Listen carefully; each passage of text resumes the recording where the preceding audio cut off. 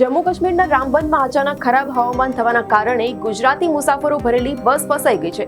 આ બસમાં ગાંધીનગર અને બનાસકાંઠાના ગુજરાતી મુસાફરો પરત આવતા હતા અને ભારે વરસાદના કારણે ભૂસ્ખલન થયું હતું અને અત્યારે બસ સાથે ફસાઈ ગયા છે.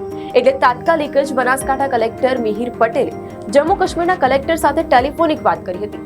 સાથે જ બસમાં સવાર એક મુસાફર સાથે પણ વાત કરી હતી અને ત્યારબાદ તમામ મુસાફરો સુરક્ષિત હોવાનું બનાસકાંઠા કલેક્ટર મિહિર પટેલે જણાવ્યું હતું.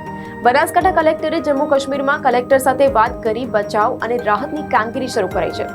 બનાસકાંઠાના એક મુસાફરે વિડીયો દ્વારા તંત્રની મદદ માંગી હતી, તો બીજી તરફ તંત્રએ તમામ પ્રકારની મદદ મળી રહી હોવાનું અને સુરક્ષિત હોવાનું પણ જણાવ્યું છે.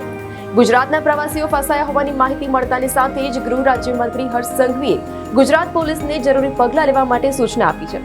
ગુજરાત પોલીસે તાત્કાલિક Jammu Kashmir police control room અને રામબન એસએસપી સાથે સંપર્ક કરી પ્રવાસીઓની માહિતી મેળવી છે.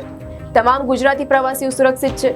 ગુજરાત સરકાર અને પોલીસે તાત્કાલિક જમ્મુ કાશ્મીર પ્રશાસનના સંપર્કમાં રહી અને ગુજરાતના પ્રવાસીઓની સલામતી સુનિશ્ચિત કરી છે. તો આ તરફ હાલમાં શ્રીનગર દિલ્હી, શ્રીનગર અમદાવાદ, શ્રીનગર ચંદીગઢ અને જમ્મુ જતી ફ્લાઇટોના ભાડામાં ડબલ કરતા વધારે ઉછાળો આવ્યો છે. જો કે અત્યારે હવાઈ માર્ગથી કાશ્મીરની યાત્રા યથાવત છે, પરંતુ વાહન કે ટ્રેન દ્વારા જતા યાત્રિકોને પોતાની યાત્રા સ્થગિત કરવી પડી છે.